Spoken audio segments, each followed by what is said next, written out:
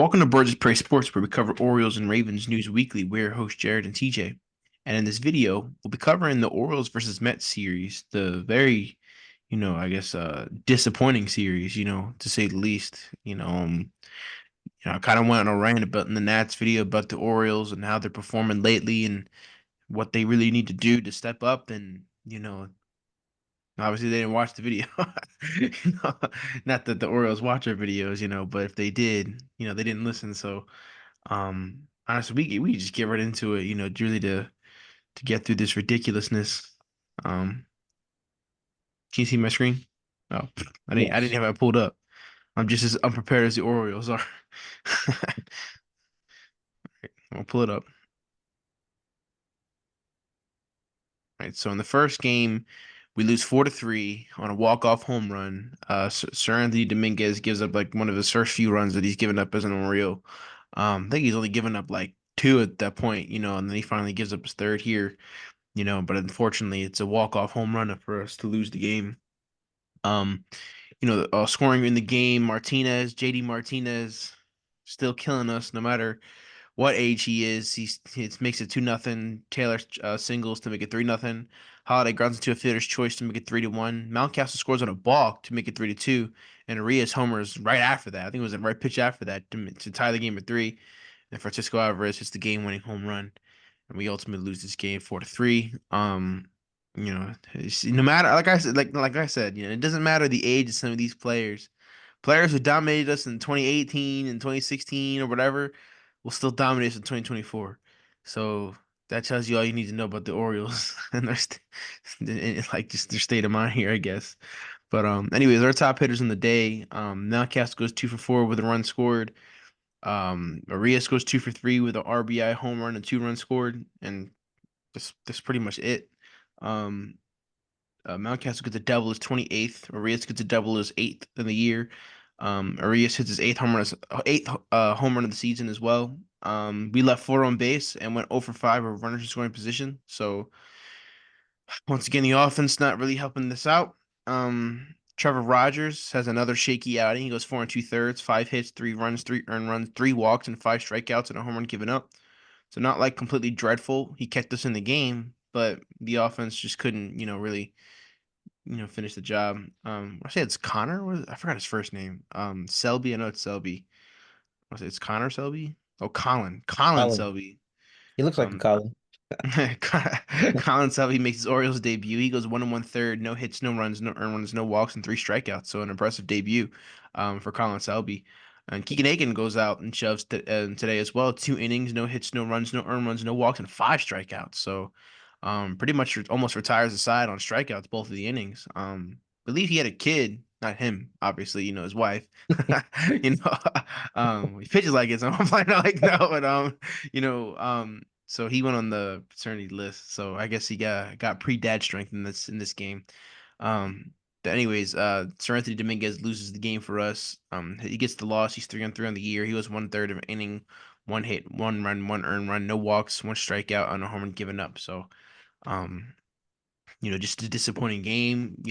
Rogers doesn't do like I said, Rogers didn't do absolutely terrible, and the bullpen does good enough to shut the door down. And honestly, when the bullpen does what they did tonight, shutting the door down on the Mets, after the Mets get 3 early runs in the first 4 innings, the offense has got to wake up. I mean, 6 hits with 3 runs, and one of them was scored on a balk and a fielder's choice. Like, it's not like we're driving runs in. I mean, we went 0 for 5 with runners in scoring position.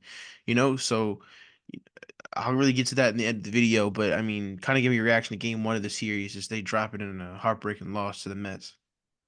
I feel like this is a game that we should have had. This is a very close game, throughout the entire game. And we could have done better in terms of, getting in some more runs than what we did. But Hmm. I feel like this is what we should have had. It's unfortunate that, Sir Anthony Dominguez allowed the game winning run, because he's been pretty solid for us so far, and Hmm. it sucks to see a guy like him, have to go through that, and take that loss. But I feel like this is one we should have had. And I would have liked to see more. I honestly would like to see more from guys like Henderson and Rutschman in this game. They were just nowhere to be found. And that's a little bit of a concern, especially, for guys who are supposed to be the face of the Orioles in the future, they started to be, I don't know, like here and there, like they might, in 5 games, they're nowhere to be found, and then they'll appear for like 2 games, and then in 5 games, they're not there anymore. And I would just like to see them kind of make it a little bit more consistent. We understand that guys like Mullins and Urias, and even kind of Mountcastle sometimes are going to be a little bit streaky. But we really need to rely on our big dogs like Henderson, Santander.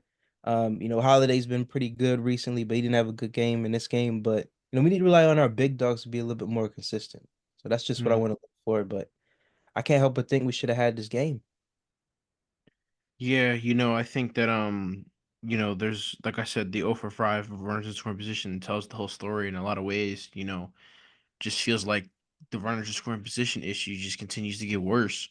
This isn't something that's getting better, or there's no small incremental, success. Like it's just getting worse, and it's like getting increasingly frustrating watching these games. Knowing that we can drive runs in and we proceed to not to. So um, I don't know, like it's getting increasingly aggravating watching Orioles games, to be honest.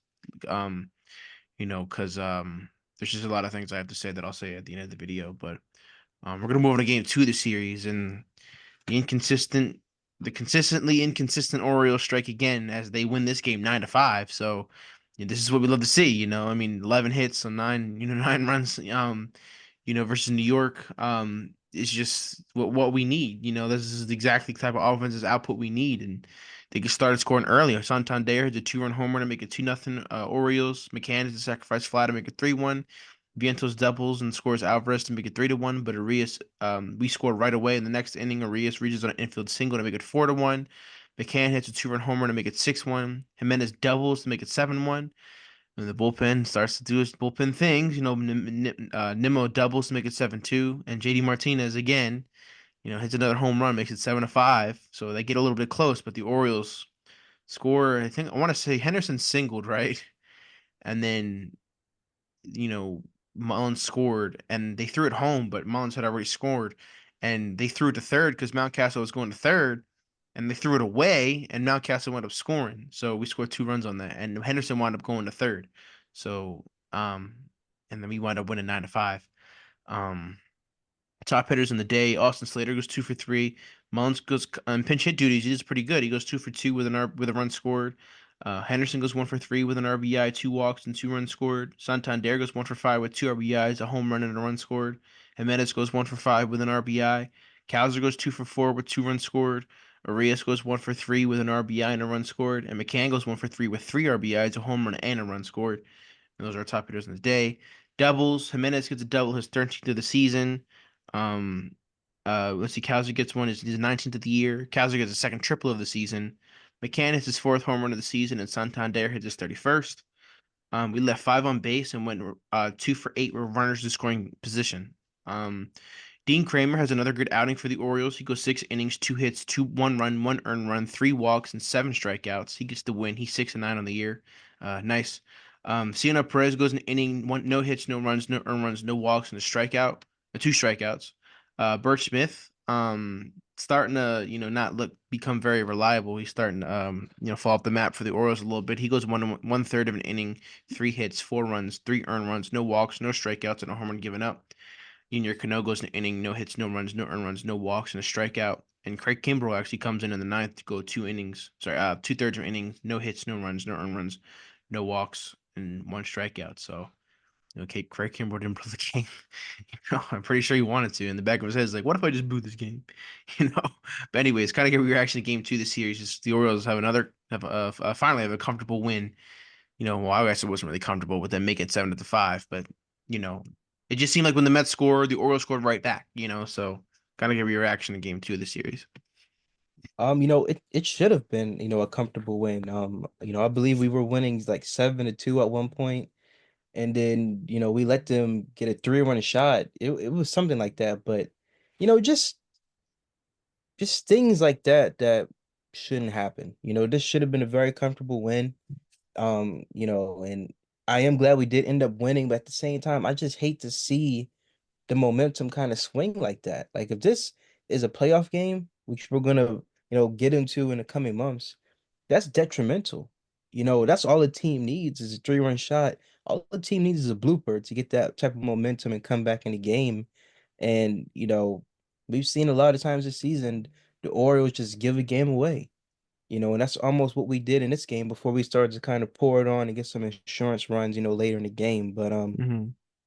I'm just grateful that we did enough, before, they started coming back in order to win this game. You know, um, I really like what I saw from Kramer. I think this was a great game from him, 7 strikeouts, only one earned run, only 2 hits. Kramer's really kind of been on this stuff recently. So, we need that from him going into the postseason. It's good to see Perez do, decent and what he was able to do and, Cano. Obviously we're still kind of on our tippy toes whenever Craig Kimball comes in, but just overall, I think, we did a really good job in holding our lead and kind of getting those insurance runs. I think that was the key factor in this game. And this is what I'm talking about though. Like, like pitcher does good. We don't get a lot of these great outings, it seems like, as often as we need to from the starters or the bullpen. And the offense backed them up. This is the type of offense and the type of team effort that I like to see, but we don't see it often. We may see it like once a week or whatever, but then after that, they're like, I don't know about the rest of the week. Like we did our weekly, or once a week, comeback or whatever, just or supporting our pitcher, So this is the stuff that I want to see more often, but I don't know. I really liked this type of game right here, and this is the type of like Orioles game that I want to watch the rest of the season without the mini comeback from the Mets or any other team that we play. That's what I wouldn't like to see, but what I'm talking about obviously is the offense supporting the pitching, but we'll get into that in a second. As the Orioles unfortunately lose game 3 of the series and lose the series to the New York Mets on another walk-off home run, another 4-3 game. The Mets go up early. Lindor homers to make it 1-0. Martinez grounds into a fielder's choice. That should have been a double play, but the ball was dropped by Jackson Holliday on the return to first, or on the throw to first, I should say. So he gets the out at second, but the throw to first was bobbled. So they score a run on that to make it 2-0. Slater ties the game on his first Orioles home run to make it 2-0, 2-2. Vientos homers in the next inning to make it 3-2. Rutschman hits a sacrifice fly to make it 3-3, and then Jesse Winker hits a walk-off home run and makes it 4-3. Wins Mets as Winker celebrated as they just won the World Series apparently in his eyes. I don't know if you saw a celebration, but he was like jumping up in the air and like threw his helmet on the ground, was like screaming at the dugout. I'm like, geez, I don't know this is Game 7 of the World Series, you know. So, anyways, oh yeah, and Hearn got ejected from this game as well. So, you know, shout out to Hearn. That's all he did. Anyways, our top hitters in the day, Slater goes 1 for 3 with 2 RBIs, a home run, and a run scored. Um, and then that's pretty much it. There's not really a lot of, 3 hits. Is going to get the job done a lot. Slater hits a home run his second of the year. He left 3 on base and went 0 for 3 with runners in scoring position. Cole Swerve and Irvin didn't swerve meatballs today. He goes 4 and 1/3, 5 hits, 2 runs, 2 earned runs, 2 walks, and 2 strikeouts, and a home run given up. Colin Selby goes 1/3, 1 and 2/3, no hits, no runs, no earned runs, 2 walks, and a strikeout. Craig Kimbrell goes an inning, 1 hit, 1 run, 1 earned run, no walks, no strikeouts, and a home run given up. So there's Craig Kimbrell that we all know and love, or know and hate, not know and love. Craig Kimbrell, I mean, sorry, Cino Perez goes 2/3 of an inning, 1 hit, no runs, no earned runs, no walks, 1 strikeout. Sir Anthony Dominguez once again gives up the game again. 1 hit, he gets the loss. He's 3 and 4 in the year. He goes 1/3 of an inning, 1 hit, no 1 run, 1 earned run, no walks, 1 strikeout, and a home run given up. So had a chance to redeem himself with that. But kind of give me a reaction to game. I know I say Budo or like Budo or something like that, but it's Butto. So, anyways, give me your reaction to Game 3 of the series, as the Orioles unfortunately drop the series to the Mets, as their pitching and offensive woes continue to freaking, just happen. I guess. You know, it's funny because I wanted to say, why are we losing to a guy named Budo or Budo? But it's funny because we were really that desperate that we had to call Cole Irvin back up after Well, I mean, losing him. yeah, I mean, to be fair, this was supposed to be an F1 start, but he got hurt, so Oh yeah, yep. He's like our fifth pitcher, starting pitcher to go into IR. I'm not gonna. Our IL team could probably win the World Series. So, But to get to the game, embarrassing.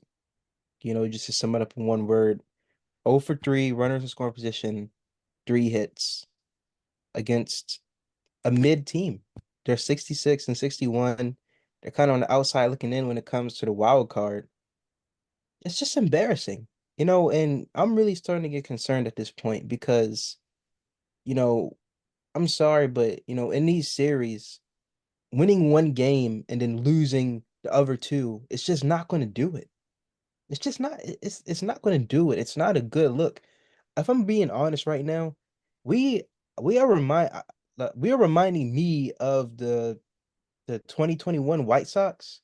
I think the 2021 White Sox, going into the postseason, they were one of the weakest good teams. And if we keep going this route, I can see us being that. I'm sorry, but we shouldn't have lost this series. We gave away game one. We gave away this game. We should have 3 hits is just unacceptable.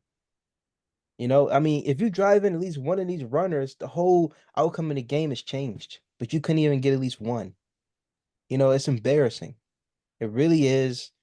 This is totally on the hitting. Where was our guys this series? I mean, did they get lost in New York or something? Where were they?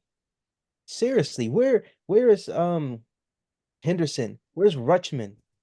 I saw a lot of O's in that lineup. A lot of O for 4, O for this, O for that. I know we're the O's, but we're to literally taking it literally. And it's just it makes me mad. It really does because we were so good in the first half of the season, and now we're just mid, and we're just we're struggling into the postseason. And the Yankees, I mean, they're starting to heat up a little bit. I'm not gonna lie. I mean, they're losing their fair share of games too, but they look like the better team right now. I mean, at least their big time players are actually getting hot. At least Soto and Judge are getting hot. Santander's been doing really good, but where are the other I, guys at? I guess it's nice to not have half of your pitching rotation on the IR. I'm sorry, not the IR. The what the hell is they called? The IL. Yeah, But and that's another thing. Our pitching right now holds us back a lot. I would love to have Bradish and Means, and Grayson Rodriguez, and now Eflin out. Oh my God, that's nasty Cologne, starting five. Felix, Webb, like we don't have a bullpen right now. The one, okay, so the one thing I wanted to get into is, we know, let's be honest, our pitching isn't great, but they kept us in both of those games that we lost. They did everything that they could to keep us in those games. They gave it away at the end, but there's one thing that's certain about this team, and is the pitching is not good. And that's not fair because our main guys are hurt. Whether it's Tommy John, whether it's just overall some average injury like Grayson's like a lat strain or whatever the hell they're dealing with. We just know for a fact that our pitching is butt, just because they're hurt. And we're throwing these makeshift guys out there that we're finding at the deep ends of or the deep, whatever, of the garbage can, whatever, just trying to just piece together, stitch together, tape together, whatever you want to say, together a bullpen. And I'm not gonna lie, the offense should come together as one, whether it's some kind of team only meeting or offense only meeting or whatever, and be like, look, they have to know that we're stitching together a rotation of starters and bullpen guys. They have to know that. Obviously, they have to know that. We know that, and they're on the damn team. They should know that probably more than anybody. The offense should come together and be like, look, we know our bullpen isn't going to be, as reliable as it was in the previous years. We know our rotation isn't going to be as reliable as it is as it was in the last few years. Well, I mean, it hasn't been that reliable in general, but it was still serviceable the last few seasons. The Orioles, as the offense, should come together and be like, look, we got to get these guys some runs, like string together a whole bunch of hits, play some small ball because it's great and fine when you're trying to, hit the long ball, whatever. When you're sending out Bradish, when you can rely on him to go out and only give up like one run a game or whatever, or Burns or Rodriguez or whatever.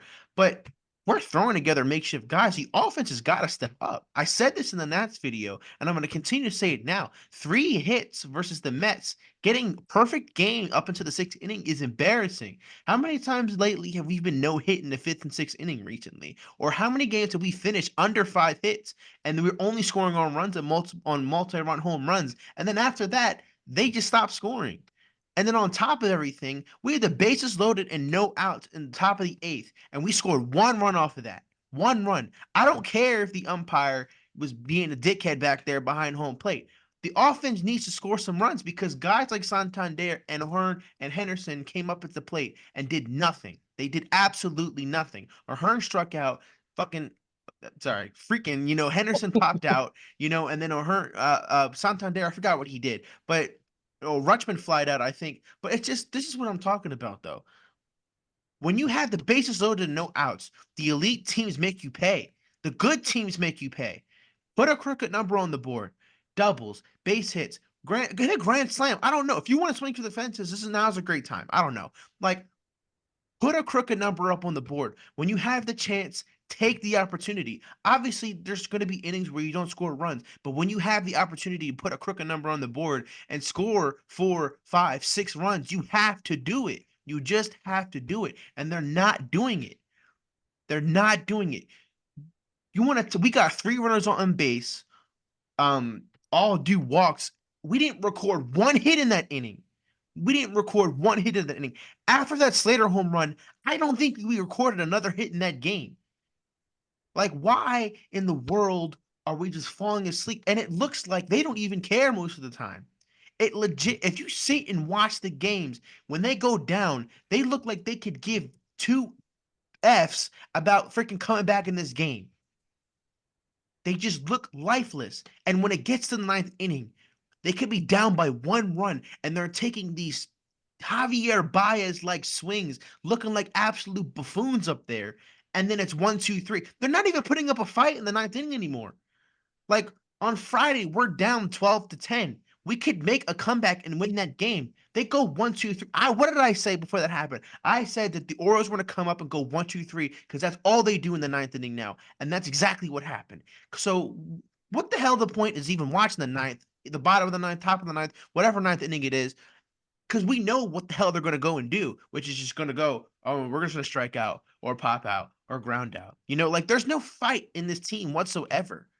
You looked at the Mets. They're 4 games or 5 games over 500, and they celebrated like they just won the World Series. You want to know why? It seems like their team chemistry, just the vibes in general are at an all-time high. They're like, I don't know. Like, it's just really bothering me, the state of this team right now. And another thing that's really bothering me is 2 instances that happened in the Mets series. In the Mets, the umpiring crew in this series was absolute ass. It was terrible. Their strike zones were terrible, absolutely dreadful.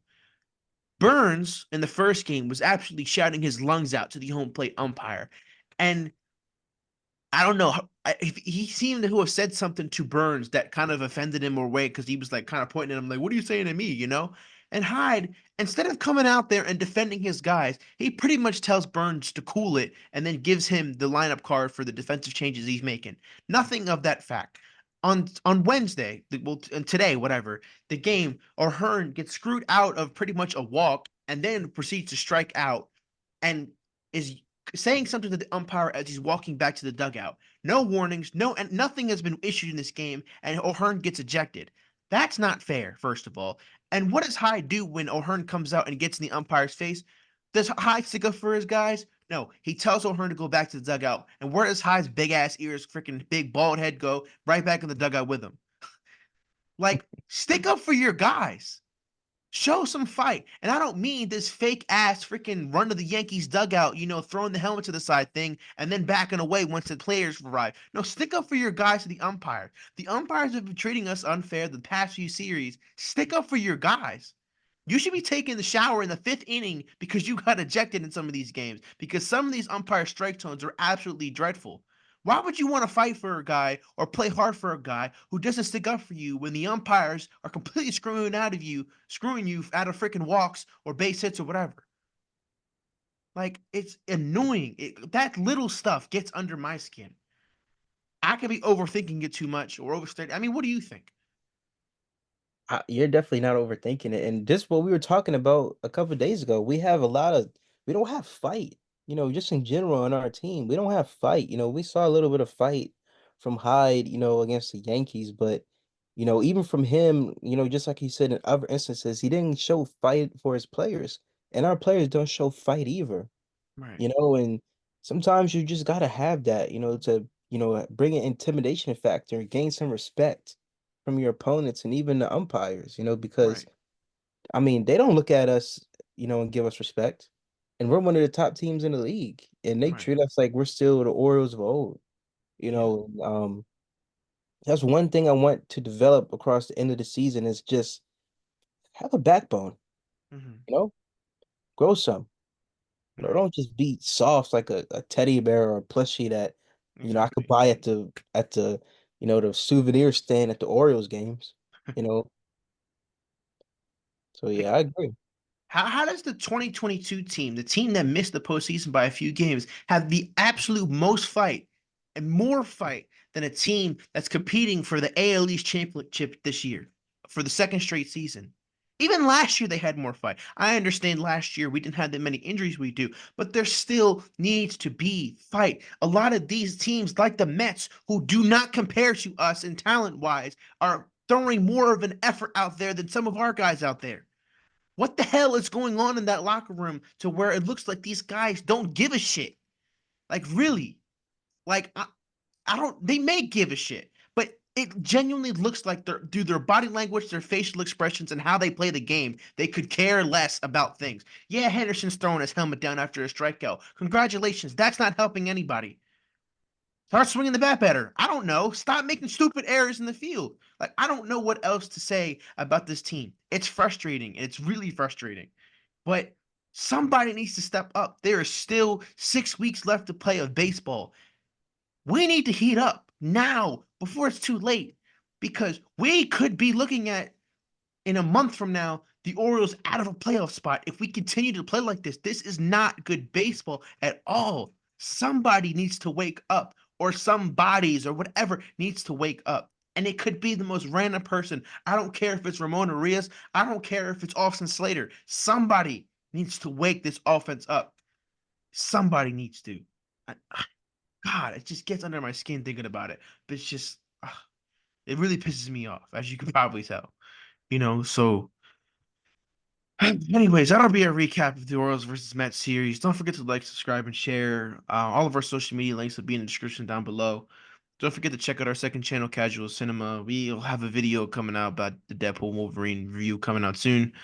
We're Bird Spray Sports, and we're out. We're out.